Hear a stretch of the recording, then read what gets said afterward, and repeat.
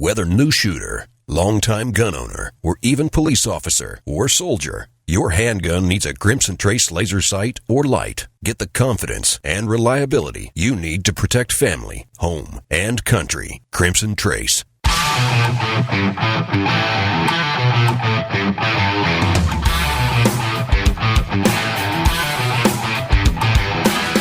Today on Tom Gresham's Gun Talk, building community ranges with NRA grants.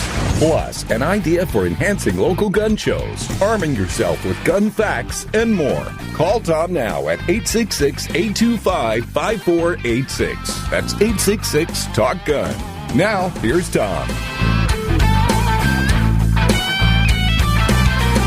And a good afternoon to you, or maybe even morning, depending on when you're listening to this. Hey, I'm Tom Gresham. Glad that you could be with us today. We're going to be talking about guns because, well, the show's called Gun Talk. What'd you think? Well, people say, well, how in the world can you talk about guns for 3 hours? I said, well, what do you mean 3 hours? I talk about guns from the time I get up to the time I go to bed. That's just what we do. It's just, this part's easy. We just get together with a bunch of our friends. That would be you and me and all our buds here, the guys and gals who like guns, use guns, own guns, store guns, shoot guns responsibly and safely, because we're the good guys. We're the good gals. We're the ones you don't hear much about on TV, because we're kind of invisible. The ones who do it right don't make the news, which of course can at least give the general public a bit of a skewed perspective on gun ownership and gun owners, because if they're not into guns, then all they tend to hear about is people who are doing it wrong. When they hear gun, they think crime, because that's all the news is going to give them. It's like you don't show up to a party and walk around and tell everybody, hey, man, all 4 tires of my car stayed up this time. No, all you do is, if you have a flat, you talk about that, but you don't talk about what went right. Human nature, it's not good, it's not bad, it just is. And we have to understand that. Part of our job, all of us, as responsible gun owners, are, well, of course, to be responsible. And 2, to let people know. I like the old definition of public relations, which is doing good and getting credit for it. We're pretty good at the first and not so good at the second part of that. We'll be talking a little bit about that as we go along. We have a great many things to talk about: training and ammunition and gear and that type of thing. We're going to be talking about facts that you can use, how you build up your arsenal of intellectual ammunition, and where you go when you need to. You say, I wonder, is it really true that states that have stricter gun control laws have lower crime rates? Because I keep hearing that. Or we're going to have somebody on that's going to tell you how you can find out and where the truth lies. We'll also be talking about new shooting ranges, what's going on with that. And I have a thought or two. I'm going to enlist your help on that in terms of how a change in shooting ranges probably is going to affect this year's presidential election. By the way, closed circuit information news for our listeners. Of course, we do these giveaways, usually one a month. And Dwayne B. in South Dakota, he won his choice of concealed carry or shooter's holster pack from Crossbreed Holsters. That includes holster mag, holster, and gun belt. Very cool stuff. By the way, well, you know what? I'm going to hold this thought for a second until we get our guest in here, because I just had an email came in. Let's do this. I want to bring in a good friend of ours from Student of the Gun, video and podcast. Paul Markel is Marine, former police officer, and top-line trainer. We just spent some time with Paul doing some video for our TV show. Hey, Paul, how are you? I'm just great, Tom. I'm great. All right, I'm going to start off. I'm just going to throw this out because I just got this email, and I thought, this is perfect for you. Okay, guy says he's a fan of the show. His question is a holster question. He says he carries both a Glock 19, but also an XDS 3.345. He says he's used the sticky holsters for both, and he really likes them. He says most people say they're not a real good holster due to not having some type of clip to hold it in place. He's tried other holsters, but he likes the sticky holster. So I had to look up sticky holster. You probably know what it is. It's basically a pocket holster. It's kind of sticky on either side. It's it's a foam handkerchief you wrap around your gun, if you will. Mm-hmm. Can you tell I'm not a real fan? Here's my take on it. I think you ought to have a holster that you can, in most cases, where you can reholster without having to reach around with your other hand and hold the mouth of it open. What do you think? Well, absolutely. Now, when it comes to like you said, the foam handkerchief that you wrap around a gun, most of the time we refer to those as pocket holsters or pocket scabbards or whatever you want to say, and they have a place. The worst thing that you could do as a deep concealment person is just take a gun naked and throw it into a pocket or a purse or a jacket pocket or what have you, because you're just betting that something's not going to foul the trigger or get caught in the trigger. Always protect the trigger, and that is the number one job of a pocket holster is to protect the liner of your pants pocket, because it's not designed to have a pound-and-a-half piece of steel in it, but also to protect the trigger so that nothing gets in there. But when it comes to securing a gun to your body on the outside in a waistband or what have you, you're absolutely right. I see that all the time. People buy these collapsible holsters or these soft holsters, and they're on the range and they draw their gun and they go to put it back and they have to reach over with their opposite support hand and pull in, and pull the holster open and so forth. Well, that's bad juju. That's an accident waiting to happen. Well, generally, as a trainer, you're sitting there watching, and I'll bet you about 98% of the time they're actually sweeping, that is, pointing the muzzle at their opposite hand as they're holding the holster open. They sweep that muzzle right past their hand, right? Oh, yeah. They end up pointing the gun at their support hand. They end up pointing the gun at their hip or at their thigh. And, generally that's a bad idea. I don't want to index the muzzle into my thigh, because there's really important stuff inside that thigh that I don't want to put a bullet into. But, and now the detractors might say, well, big deal, Paul. The only time I'm ever going to get that gun out of the holster is going to be when I use it, and then I'm not worried about putting it away. And I say, okay, well, that's cool too. It's your life, live it like you want to. But the fact of the matter is if it's not secured in some fashion, you're always playing that guessing game. Is this going to shift? Is it going to move? Then you end up playing the tug game, where you're tugging and shifting and adjusting. That's the great thing about the super tuck, is once you get it in place and you find the sweet spot, you just leave it alone and don't touch it for 12 hours, and it's good to go. One of the things is, and we've talked about this, we were together last Tuesday, spent the day together, and we were talking about this acronym I came up with, NTOT, the I never thought of that, which is, I always tell people, that's why you go to Paul Markel, that's why you go to a trainer, because that's all you do all day long is you think of this stuff with what if this and what if that, and using your experience as a Marine and as a police officer, and you go, well, okay, what about this? You have pulled your gun out, you either shot or you didn't, whatever. You have to hold on to somebody to get them out of harm's way. You need to reholster your gun. You only have one hand now. What are you going to do with this firearm? Well, I never thought of that. Well, that's what your job is, Paul. Yeah. And that's the thing is when you do it full time, as I have, you don't. I never realized there were so many ways to put a gun back together wrong. Until I spent time with the military with these young 18-year-olds. It's like, I didn't know you could put an M16 back together that way, but it looks relatively correct. I'm not sure I'd want to shoot it that way. Helpful hint: it doesn't have extra parts. If there's still a part on the table when you're done, you're not done. The person who designed the gun actually had a purpose for that in mind when he put that in the gun in the first place? That's right. And if you're reaching for a mallet, generally it's a bad idea. Stop yourself. Ooh, yes, exactly right. There you go. It's just don't be a graduate of the bigger hammer school of gunsmithing. When all else fails, get a bigger hammer. Oh man.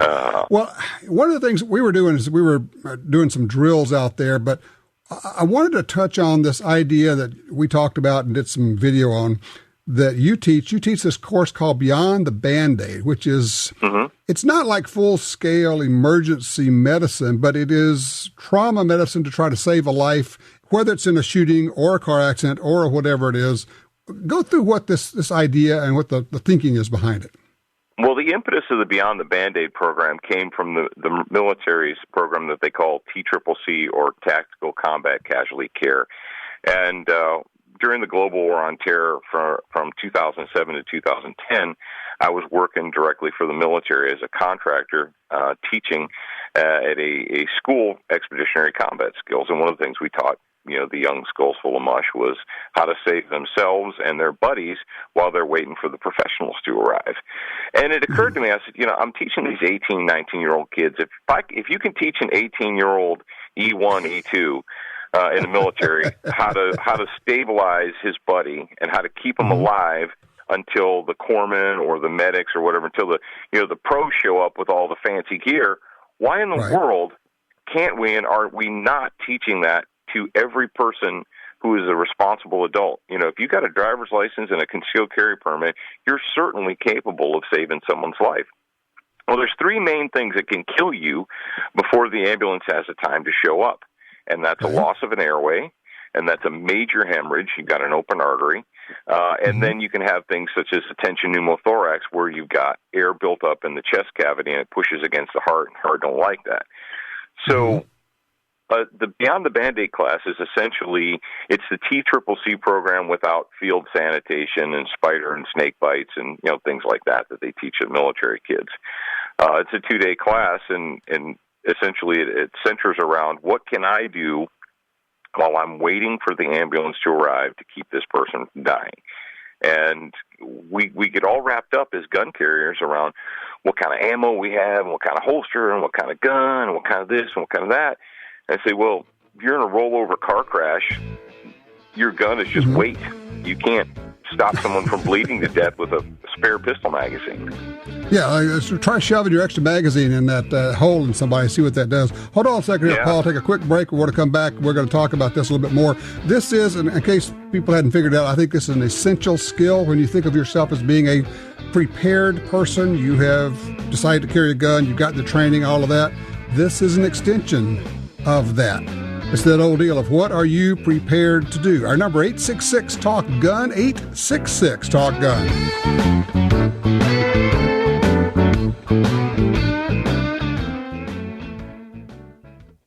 Your guns are hungry, really hungry. They crave lead. They feast on recoil. They were born with a gluttonous appetite for speed and accuracy. Centerfire, rimfire, shotguns. They all need to eat. Let the feeding frenzy begin. Aguila Ammunition. Feed your firearm.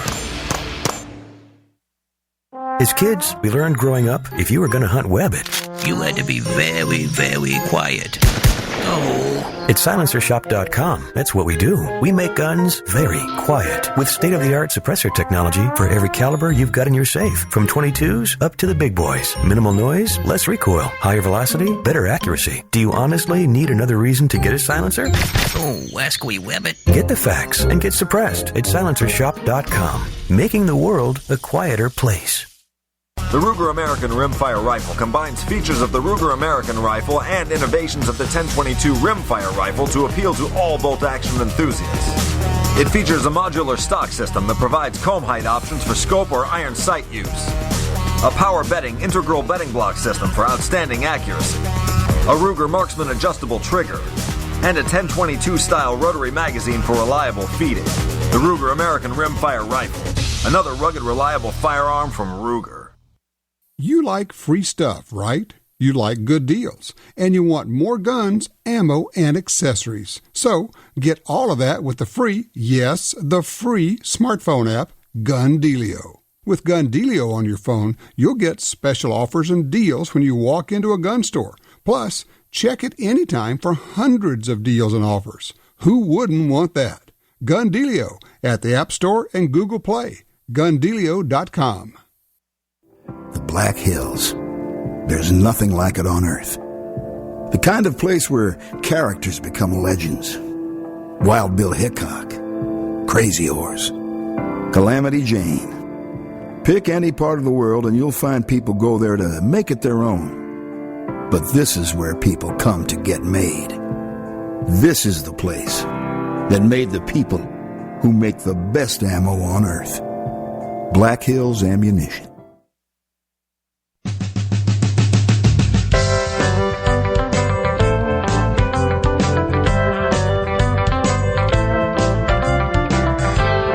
Welcome back. Tom Gresham here. We're talking with my friend Paul Markel, who sometimes sits in for me and helps me out as a guest host. He also, of course, has the Student of the Gun radio.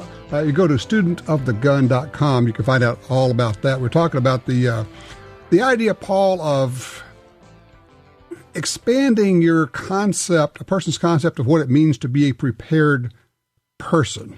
Talk about that for a sec. Well, we like to refer to ourselves as sheepdogs, and we say that we can take care of our own problems. The whole, I don't dial 911 mentality, and that's fine and fantastic. But when often we reach a stumbling block where people say, "Oh, well, we need to leave the medical stuff to the professionals," and I say, "Hang on a second. Aren't you the one who tells me that you carry a gun because you understand that sometimes you have to take care of the problem before the police arrive?" Well, if you're going to be a complete armed citizen, and that's really what it's all about, is being a complete armed citizen, you need to be able to, prepare to take care of not just the shooting situations, but any situation.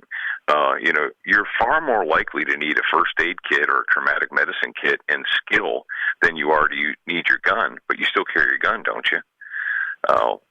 And you came up with this. You've got a big kit. You carry around a big kit with you when you go to the range and all. But you came up with this little kit you can actually put in a big pocket, and it's shrink wrapped. I'll tell you how good it is. I just bought 9 of them for the people on my staff and family members and all of that.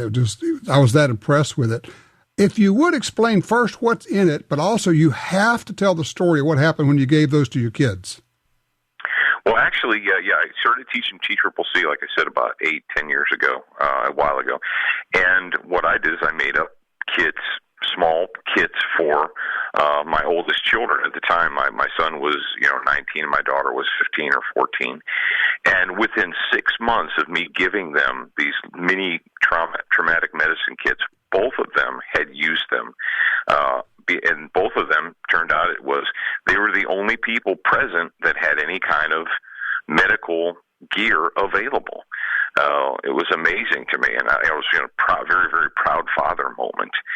But what happened to me, I had kind of an epiphany. I've always carried around some type of a medical kit. I always had one in a vehicle or in a truck or what have you, and I prided myself on having a serious medical kit in my backpack.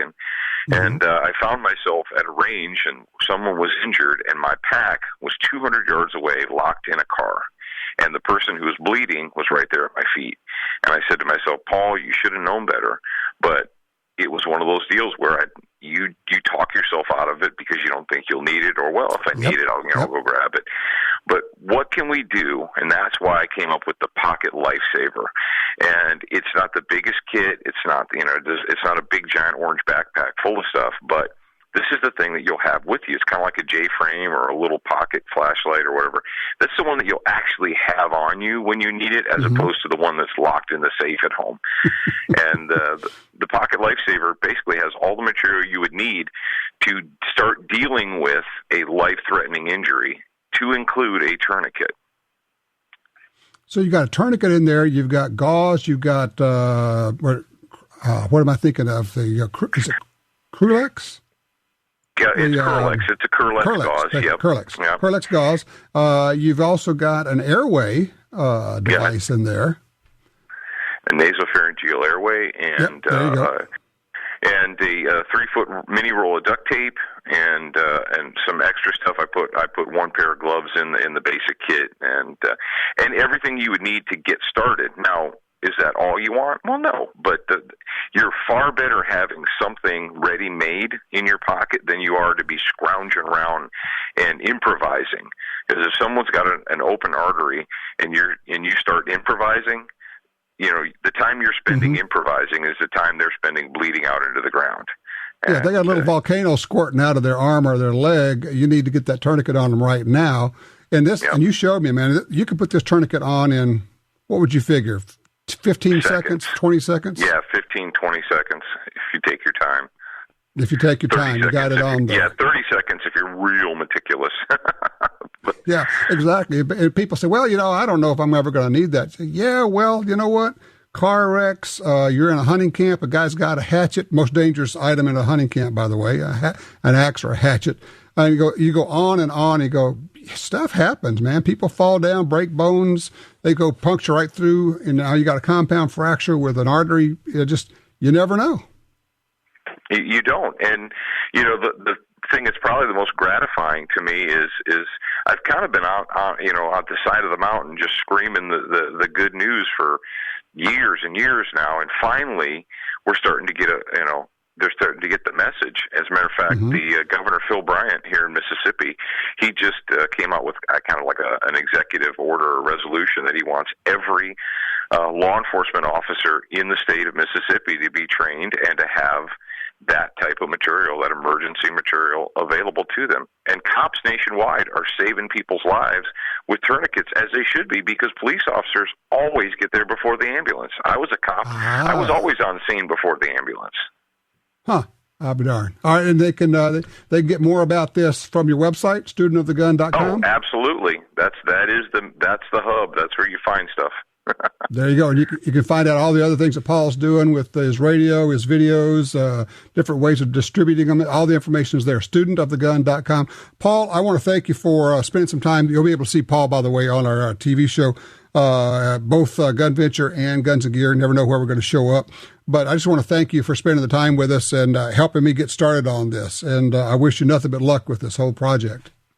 Well, thank you, Tom. I really appreciate the opportunity. All righty, you take care. Paul Markel, studentofthegun.com. Question for you. Have you thought through this? It's like I ask people, I say, do you have a fire extinguisher? Well, yeah. Why is that? Well, you shouldn't have to have a fire extinguisher. You can always call the fire department. Well, what do you do until they get there? Yeah. And let me tell you, if you have a store-bought some kind of first aid kit, you probably haven't opened it up. If you have, or you should, open it up and see what's in there. If it doesn't have a tourniquet, it's not good enough, because that's the thing. We're not talking about boo-boos and bug bites and things. We're talking about the stuff that somebody's gone in 5 minutes. They're gone forever. 866-TALK-GUN gets you in there. When we come back, your intellectual ammunition on gun rights. Where do you get it?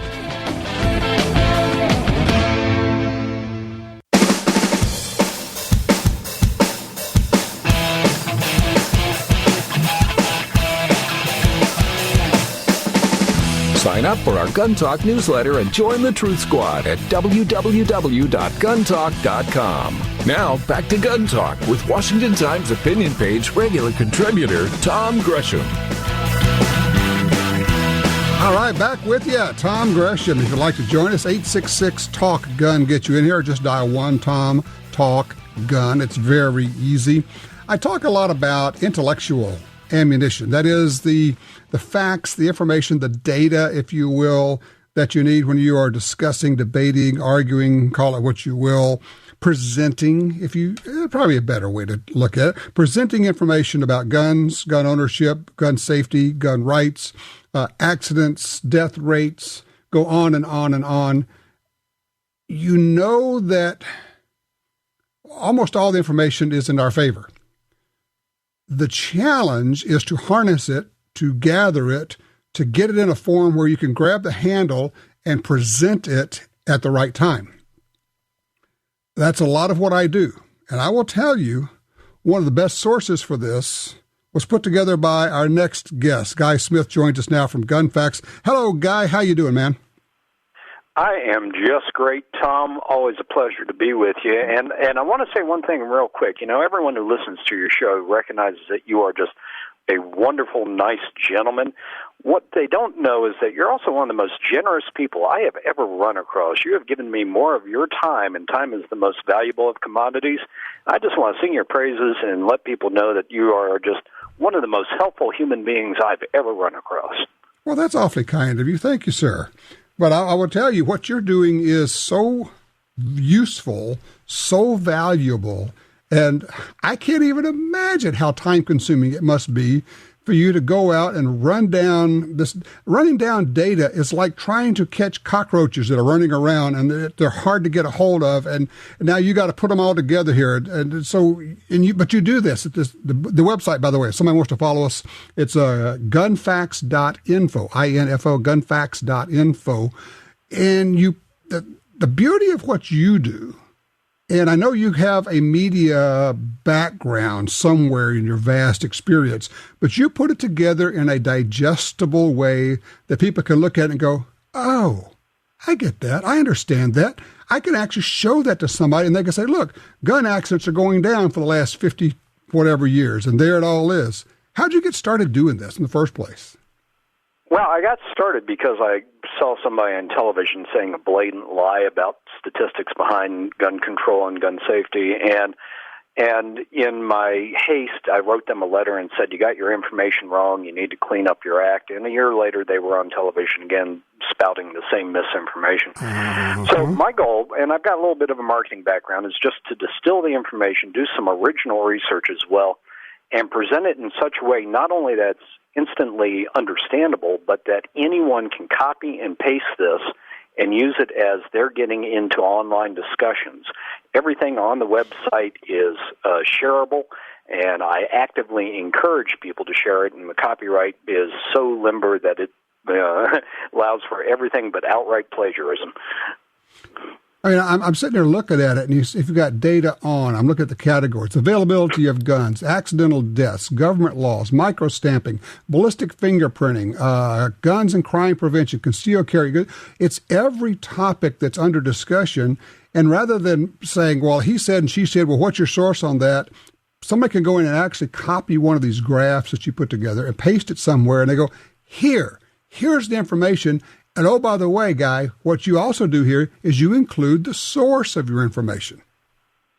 And that's so important because when you burrow down through some of the agitprop, which is coming out from, say, Michael Bloomberg's organizations, if they ever cite their sources, which is pretty rare, you end up finding that they are often composed of, say, internal polls conducted by another Michael Bloomberg organization, which come from, rather shady organizations. I found one that was so fascinating. When you finally got down to it, it was done by a polling organization whose only other clients were Emily's List, which is a hard left political organization, and the Democrat Senatorial Reelection Committee. Now, and when I read the survey instrument, it was obvious that they were calling people who they knew because they were addressing them by name in the survey. So it was a loaded list. It's just fascinating what these people tried to get away with. Well, and they'll quote a study, big air quotes around study, or a white paper done, for instance, by the Violence Policy Center, which is, of course, a group formed and dedicated to gun bans. I mean, all the way, not up to, but including gun bans. And then that's listed as a source of information about gun accidents or murder rates and all, and going, well, wait a minute. Why don't you go to the source like the FBI or the CDC or the National Safety Council, or people who actually keep these records over decades? And that's what you do. That's what I do, and this kind of dovetails into my latest meme, which I've thrown out into the ether, because in a lot of places, especially here in California, they're coming up with this bit of silliness, saying that there needs to be more research on guns and gun violence. Right. And quite frankly, this is one of the most ridiculously overstudied topics in criminology. And so this is my challenge to those people, and I hope everyone continues to repeat to those. Go to the Bureau of Justice Statistics website, key in the term firearm violence. You come up with over 1,000 hits of studies and data tables that they present.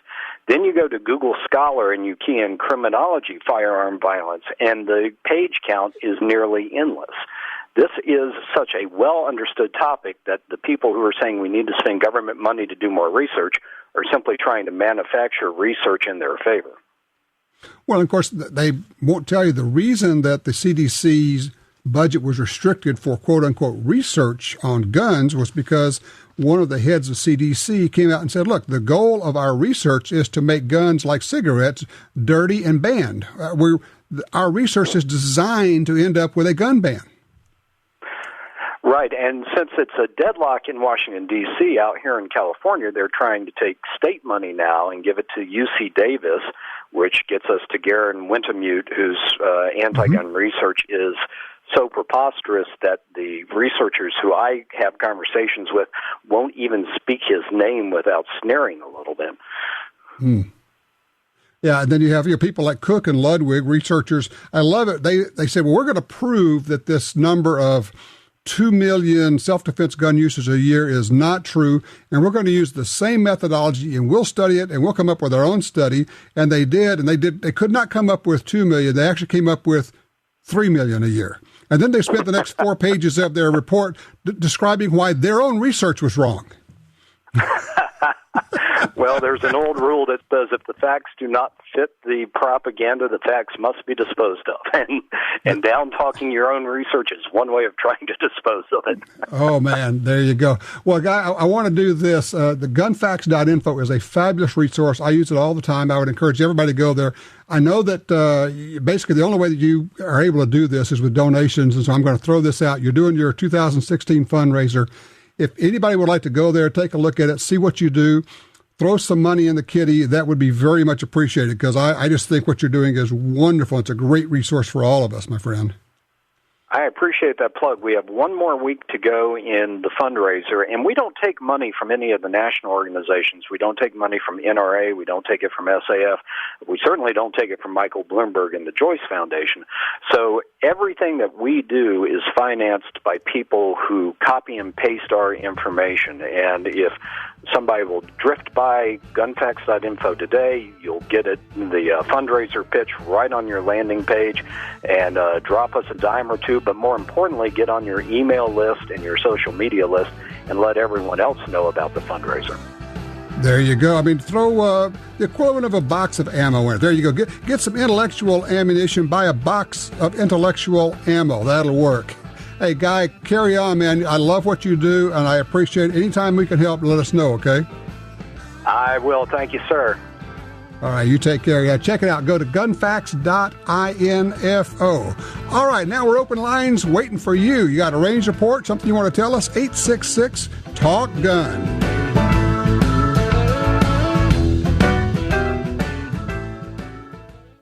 In the war on terror, fighting crime in the streets, in competition and homes around the world, one name in firearms stands out: Sig Sauer.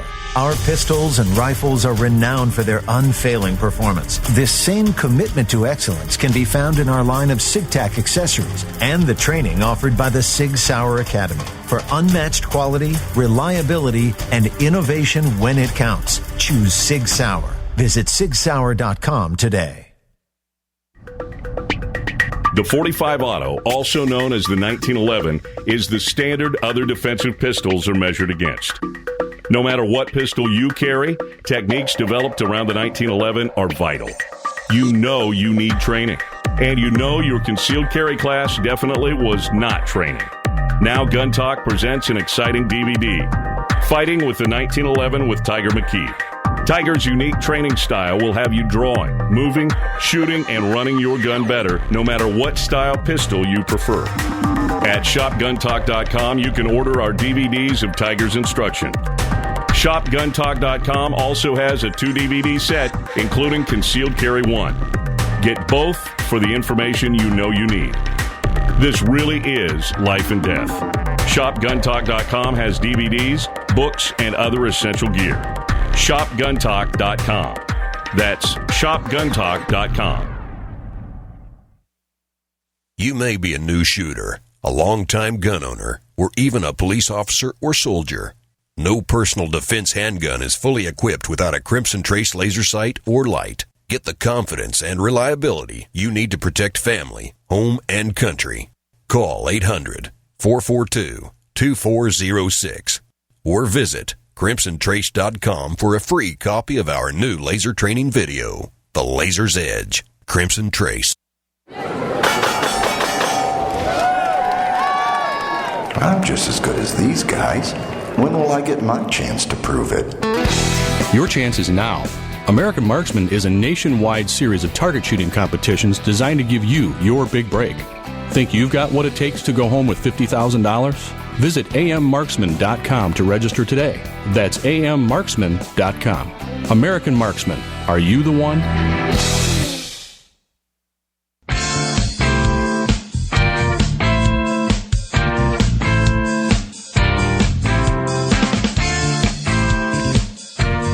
Back with the 866 Talk Gun. Joel has called in from Anchorage. Hey, Joel, how are you? Joel's doing fine. I've got a question for you, Mr. Expert. Sure. I've gotten newspaper clippings both out of Phoenix and out of Denver, and they're talking about a gun rights group. It's called the NRA Soft. They claim to have had $12.5 million in grants and contributions, according to the 2014 tax filing. This article, the one from Denver, was written by a couple people from Bloomberg News. Have you heard anything about this group other than the fact it's probably Bloomberg? Well, you haven't told me what the group is.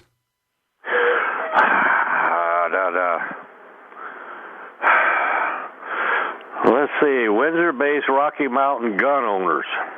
Yeah, part of the National Association for Gun Rights, yes. They make money by saying they are more pure than the NRA. They say the NRA is soft. We are the no compromise group. Wait a minute, I've heard that before. We're the no compromise group. Well, we also don't get anything done. But we do make a lot of money by claiming that we're tougher than the NRA. We don't do anything, but we're tougher. I cannot express my contempt quite enough for this group. So, is there anything else you need to know about it? I didn't think so. Thanks for the call, Joel. Line 1, Curtis is in Winfield, Kansas. Hey, Curtis. Yeah. Hey, how you doing?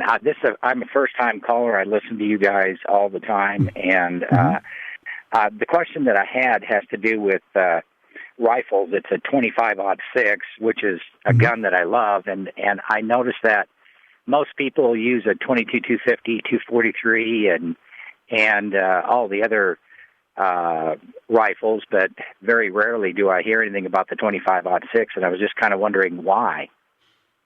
There are probably about 3 good reasons why.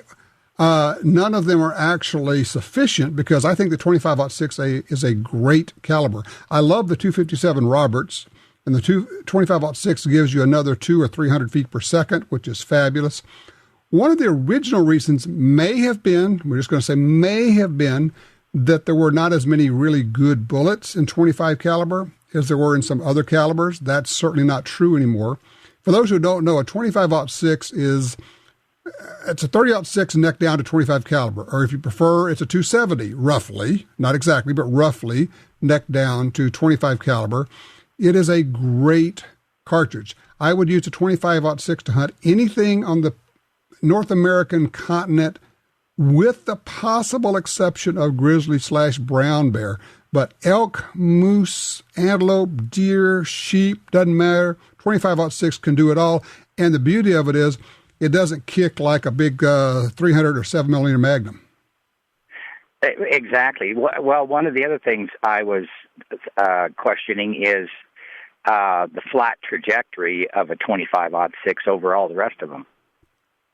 It's probably really no flatter than the rest of them. You'll find that we talk about this cartridge is flat, this cartridge is flat, whatever. Yeah, but you're only talking about an inch or two out at 350 yards. It's not that big a deal. The beauty of the 25-06 is it does shoot flat, but you can get good bullets in it. A good 120-grain bullet in a 25-06 is phenomenal. But because it doesn't kick quite as much, you have a tendency to shoot it better. And that means you're going to put the bullet in the right place.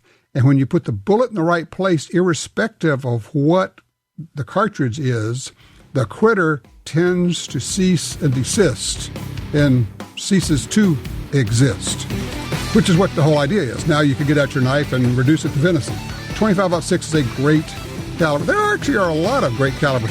Which one do you have that you wonder why isn't it more popular than it should be?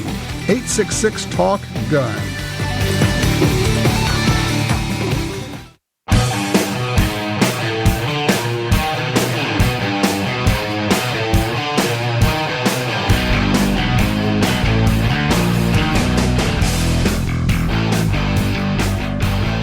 Alrighty, back with you. Just got an email from somebody who said, hey, I just ordered 2 of those Pocket Lifesaver kits from studentofthegun.com. Way to go. I think you'll be happy with that. Let's go to line 2. Dan's with us out of Tulsa, Oklahoma with some news from there.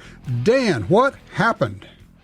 Well, the dadgum tornado came through Tulsa here the other day, Wednesday. It lifted up, and then when it come back down, it had to come right down on top of the gun club. So, it's like most local clubs. We run a tight budget. Just try and make ends meet. We had some insurance, and I say we. I'm a member out there. I'm not on the board or anything, but been a member there a long time. It hosts the OYSSA, which is a Oklahoma Youth Sporting or Shooting Association, which is for kids in school. And in a high school, they actually get some credits for it, and it's very economical for parents to put their youth in. We're talking about the Tulsa Gun Club, but I just looked at pictures online. I mean, it got torn up. The tornado went right through that place. It landed right on top of it. I was out there a better part of yesterday working, and there's just everybody's chipping in trying to help out. But it's gonna be shut down a while. It's gonna financially hurt. There's a GoFundMe account if somebody has a couple bucks that they're just looking to get rid of somewhere. Okay. I'm sure they'd appreciate it, but it hurts. So just thought I'd give you that report on that club. Absolutely. Nobody was hurt? No, everybody had just left probably about 30 minutes before it came in, about 30 minutes after close. Wow, that's a lucky deal. Well, look, I appreciate the heads up. Anybody in the Tulsa area, at this point, you're probably as much, I know you're looking for a little bit of funding from the GoFundMe campaign, but also, how about just physical help out there? Can you use some bodies? Yeah, they're using some. I didn't make it out there today. My phone crashed in the Apple store. That takes about forever. But they did fix me. Yeah, you got to deal with the geniuses there. But anyway, we was out there. They worked their tail off Friday. I couldn't get there Friday. I still, have a full-time job, and they worked their tail off Friday. We worked all day yesterday, and then I'm sure they're back out there today. So. Well, you know what? I would just say if anybody in Tulsa area, or even if you're within driving distance and you want to help them out, try to find out what's going on. Get yourself over and offer to help the Tulsa Gun Club. I mean, I'm looking at the pictures online. They really got hammered. Building got torn up. They need some help over there. So, Dan, I appreciate it. I was not aware of that, but when I saw the note pop up on my screen, I went online and looked at it. That's a bad hit. Thank you, sir. I appreciate that. I'm glad that nobody was hurt. Whew, man alive. Bad deal. Tell you what, Tim, we're going to get to you, but I don't have time to get you in before the break, so don't go anywhere. We're going to get to you. We're also going to have time to get everybody else in here if you give us a holler, 866-TALK-GUN. Have an idea. I want to bounce this off of you. When I come back, I want to flesh this out a little bit, but here's my thinking. And I'll have more details on this. I think the American gun owner, the picture of who is an American gun owner has changed so much in the last 10 years, that old thinking about who is American gun owner doesn't apply anymore. And I'm specifically thinking about Hillary Clinton and how she's made it a part of every speech she makes now to attack gun ownership and gun owners and the NRA. It's like it's a dirty word. It's like it's sour in her mouth when she says NRA. It's like she said KKK. And in her mind, and her advisors, they're telling her that's okay because that's just this group and they have this picture in their mind. I wonder when they picture American gun owners, do they see the 24-year-old woman and her husband and their 2 children at the range? Are they aware of who the American gun owner is today? Would love to get your thoughts on that when we come back. 866-TALK-GUN. I'm Tom Gresham. We'll be right back with more Gun Talk.